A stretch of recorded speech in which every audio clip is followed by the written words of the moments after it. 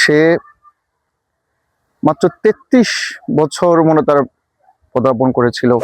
সামান্য স্বল্প সময়ে সে যে কথাগুলো বলে গিয়েছিল, যে কালচারাল আন্দোলনের কথা যে সে বলে গিয়েছিল, সেটা ছিল এই আপামর বাংলাদেশের একেবারে গভীরের একটা কথা।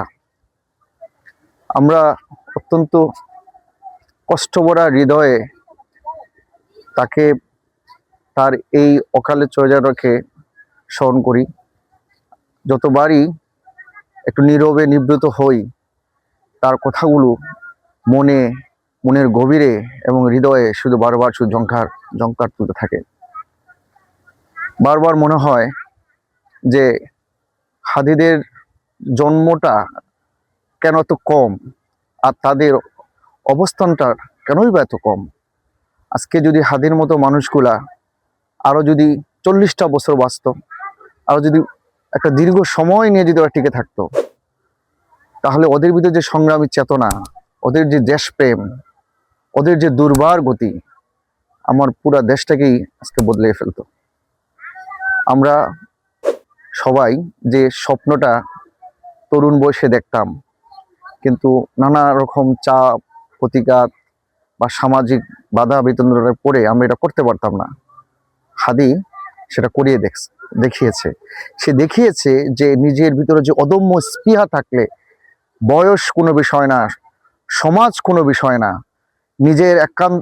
নিজের ভিতরের গভীর স্পৃহা থাকলে সাহায্য আল্লাহর পক্ষ থেকে আসে।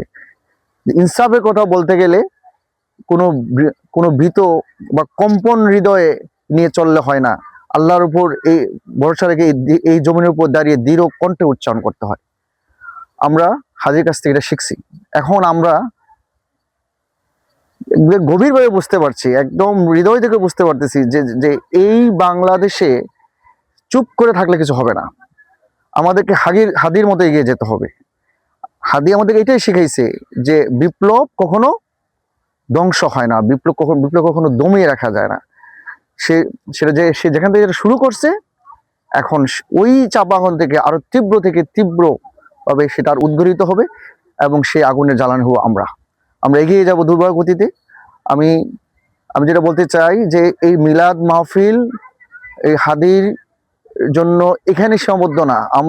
আমরা হাদিকে প্রতীকী হিসাবে নিয়ে প্রতিটা মুহূর্তে আমরা হাদির স্মরণ করব, এবং নিজের হৃদয়ে মননে আমরা হাদির সেই বিপ্লবী চেতনা, সেই ইনসাফের রাজনীতি, সেই ইনসাফের সমাজ বিনির্মাণে আমরা কাজ করে যাব। টাইম টিভি বাংলা, সত্যি উন্মোচনের অঙ্গীকার।